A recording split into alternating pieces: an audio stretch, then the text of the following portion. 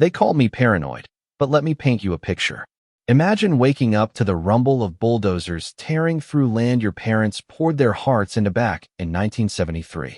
That's what happened to me in Maplewood, a quiet corner of Oregon where my folks' 3-acre plot stood long before the Oak Ridge Homeowners Association, HOA, ever dreamed of existing.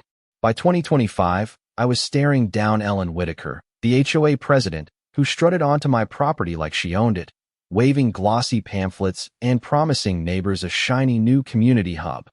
Her smile was all teeth, but her eyes said she'd already erased me from the deed. At night, I'd lie awake, counting headlights slicing through my curtains, the grind of engines on my soil vibrating in my chest. Call me crazy, but when someone's stealing your legacy, do you trust the system or fight like hell? I stood on that land, clutching the faded deed from '73, its ink barely legible, but its words ironclad. My parents, Tom and Ellen Harper, bought this plot when Maplewood was just fields and a few scattered homes. They built a modest cabin, nothing fancy, but it was theirs, free of any HOA nonsense.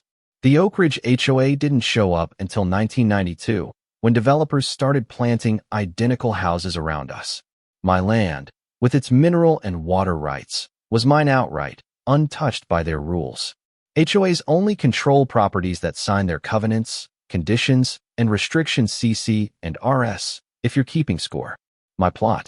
It predated their little empire by nearly 2 decades. I was checking the old iron stakes marking my boundaries when I heard voices. Ellen Whitaker emerged from the pines with a surveying crew and a county official in tow. She walked like she was queen of the hill, her heels sinking into my dirt. The surveyor was setting up tripods without a word to me, and the county guy looked like he'd rather be anywhere else. Ellen spotted me and flashed that polished smile she used at HOA meetings. "Mr. Carter, perfect timing. We're planning a community wellness center to breathe life into this empty space. It'll be a real gathering spot, don't you think?" Her tone implied the deal was done, no discussion needed. I kept my cool, though my pulse was racing. "Sounds ambitious, Ellen. Got the permits for building on private land?" The surveyor froze, glancing over. The county guy shifted, clutching his clipboard. Ellen waved off my question like it was a fly. "HOA projects don't need individual permits. Our board handles community development." That was a flat-out lie, and we both knew it. Before I could call her out, my neighbor Jim Callahan stepped in. Jim, a retired county planner with 25 years under his belt, had been watching from his porch. "That's dead wrong," he said, striding over. "Every construction project needs permits, especially on private property." Ellen's smile tightened, but she doubled down. "As HOA president, I have authority over community projects." The surveyor and county guy exchanged looks, smelling trouble. Mrs. Leong, walking her terrier nearby, leaned in and whispered. She tried this with the Thompsons last year, wanted to improve their yard. Cost them thousands to stop her. That explained Ellen's confidence. She'd been pushing boundaries and getting away with it. 5 years ago, I lost a house to a similar dispute. Back then, I'd panicked, yelled, and called lawyers I couldn't afford. It cost me everything. This time, I was smarter. I pulled out my phone, recording as Ellen rambled about her authority. Every word was evidence. Let her dig her own grave, I'd hand her the shovel. When I asked for the statute giving her power over my land, she blinked, flustered.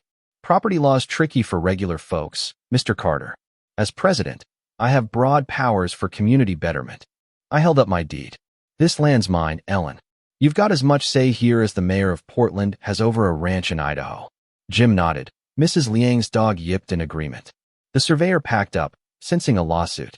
Ellen's face turned cold. "We'll see about that," she snapped, storming off with her crew trailing. The next morning, I spotted her car at the county office. Most would have started building anyway, but Ellen was trying to play it legit. I parked across the street, watching her argue with clerks through the glass. Her gestures screamed frustration. Jim, there to renew his contractor license, texted me updates. Ellen was demanding permits for land she didn't own. The clerk shut her down. No HOA in Oregon has authority over non-member property. She left empty-handed, fuming. That afternoon, a contractor named Mike pulled into my driveway, blueprints in hand. "You the owner?" he asked, nervous. He unrolled plans showing a mansion master suite, chef's kitchen, 3-car garage, not a community center. Ellen said the HOA owned this land with full rights. He admitted, showing fake permits. When I showed him my deed, his face went white. This could ruin my business. He called his lawyer and bailed. But Ellen didn't quit. My phone started ringing: insurance, lenders, tax office, all with concerns about construction on my land. False reports piled up, septic issues, fire hazards, even IRS claims of unreported income. Each call felt like a punch, dragging me back to that loss 5 years ago. My wife, Rachel, saw the stress in my face. "This isn't just about the land anymore," she said, her voice tight. "She's trying to break us." Ellen upped the ante with forged documents claiming I owed $15,000 in HOA fees. Jim and Rachel, a former paralegal, spotted the errors: wrong formats, fake assessment numbers. Then, at 6 a.m., I woke to bulldozers ripping through my parents' old orchard. Ellen stood there in a hard hat, directing like she owned the place. She'd hired a new crew, paying premium for speed over legality. Jim and I documented everything: trespassing, destruction, code violations. Neighbors gathered, some curious, others uneasy. Ellen handed out brochures, promising a wellness hub to boost property values. City Councilor Dan Rivera showed up, lending her political clout. Facing re-election, he needed HOA votes and backed her project for endorsements. I called him out. "Who owns this land, Dan?" His vague dodge, "complex projects need expertise," didn't fool everyone. But Ellen's promises swayed some neighbors. Rachel and I watched floodlights illuminate the site as workers poured concrete at night. "She's all in now," Rachel said. "Every dollar she spends makes her more desperate." Jim brought intel. Rivera's support was tied to votes from 3 HOAs. This wasn't just greed, it was corruption.